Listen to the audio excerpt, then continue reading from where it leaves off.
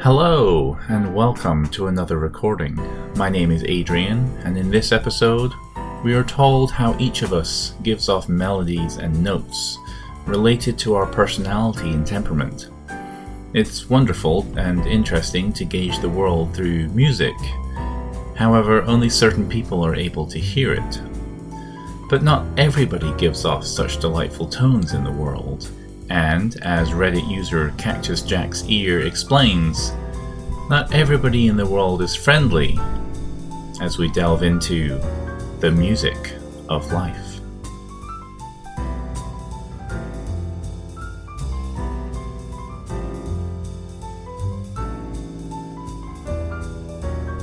I was born with perfect hearing, a genetic mutation that allows me to listen in on the inner rhythm our bodies provide. Until the previous generation, no one had detected the music our bodies produced. The frequency is so strange and subtle that specialized listening devices had to be made. Surprisingly enough, when people like me first started experiencing the music of others, we were not treated as mentally ill.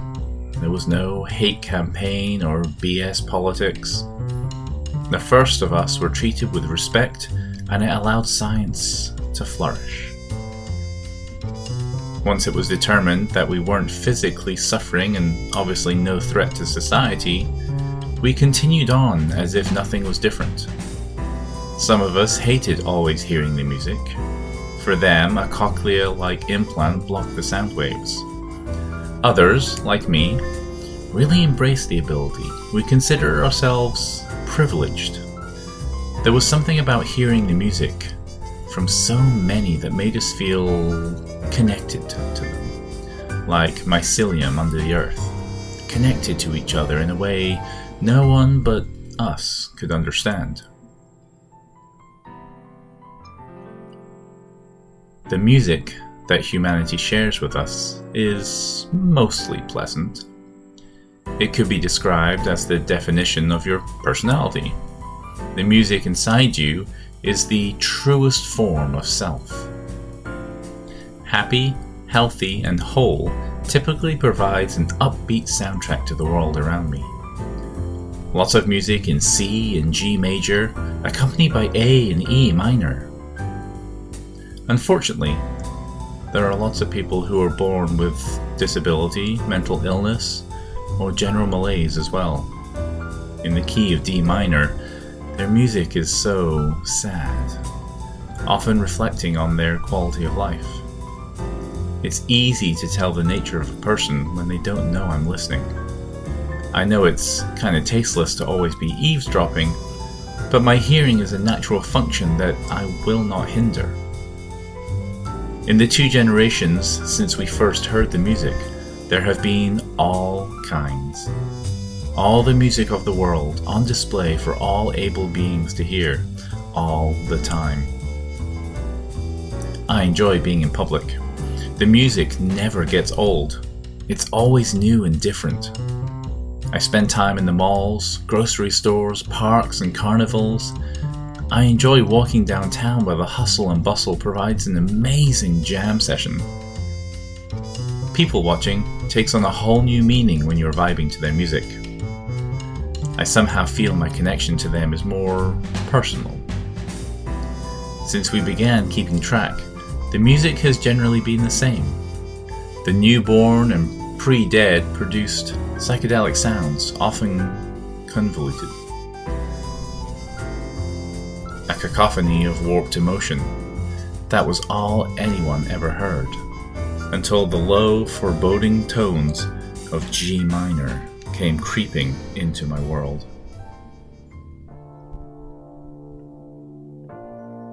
It came on softly at first, a low rhythm over a static hum, seemingly blanketing the earth around me like rolling fog. I had never felt this before, never heard this before. It was filled with agony. It was rhythmic, rife with anger. A tone that suggested vile and violent intent. I could feel myself fill with dread, the baby fine hairs on my neck standing in attention. The the cold trickle of fear on my spine. This music was unlike any other. It swelled and dropped. It ran through various chord progressions. It had become a hardened, driven beat, louder, angrier, and vengeful. The sound hit my ears like the speech of a brutal dictator. Fear seemed like the driving force behind the music.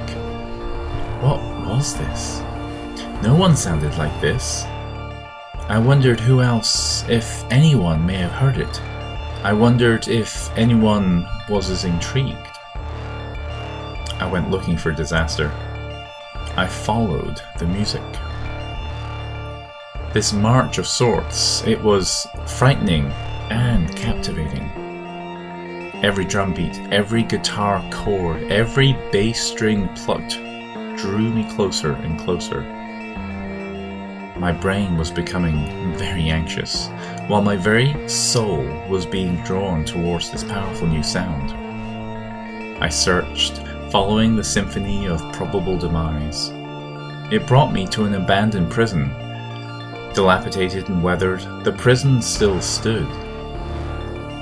From outside the entrance I could hear the tortured chords of hundreds of people in the halls and cells over the driving beat of this mysterious new menace. Filled with trepidation, I ventured forth into the prison. I had to find the source.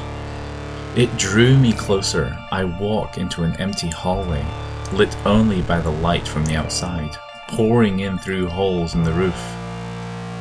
The screams went silent, but the hurt increased in volume. It was uncomfortable, and I hated it, but I shouldered the weight. In the distance, a red door, the only red door, was pulling me, magnetized and mesmerized. I stood, silent, scared. In that moment, I took stock of my feelings, my emotions. I was of two minds, but a singular body. I hated where I was, but only ever wanted to be right there, exactly then. I opened the door. What I assumed to be a child stood before me. Androgynous and slight, hairless, pale skin that appeared blue. Blue in the way that a cadaver is blue. The child hovered over the floor, its legs crossed in the way schoolchildren's are at story time. The child's eyes looked closed yet open. Eyelids translucent over black eyes. Its lips were stretched tight across its mouth. The corners forced ever so slightly into a disgusted frown. The child seemed fraught, like it was disappointed in whatever was in its mind. I was compelled to speak, but barely made a peep. The child's eyes shot open, and all music stopped. All music had stopped. The silence was deafening. Staring through me into my soul, I could feel its presence enter into my consciousness. It was then that I understood. The child wasn't a child. It was then that I understood. The child wasn't a child. This being was the literal embodiment of hate. It spread itself like a virus, covering everything in its path with disgust, hate, anger, rage. Homicide, suicide, and genocide was the goal, and this being was damned and determined to spread. The music resumed. It spoke to me, not in words that any human could comprehend, but in a way that imparted all of its knowledge on me. I was the Eve to its serpent, like the folklore tales of old. I felt the change consume me. I hadn't been in pursuit of good or morality or love, so the hatred plunged into me like a dry syringe into the vein. The hate imparted on me all the things it was, and left none for me. I was eradicated. I became the fear from which we run. I had become the destroyer of senses. I had become terror. I am wrath. I am jealousy. They will all feel me. They will all hear my death march. Humans and mutants alike will feel the chorus of 1,000,000 souls. It will be their prison. I will be exalted. No one had any idea what I'd become. I am sin. I am despair. I am death. They will acknowledge me. I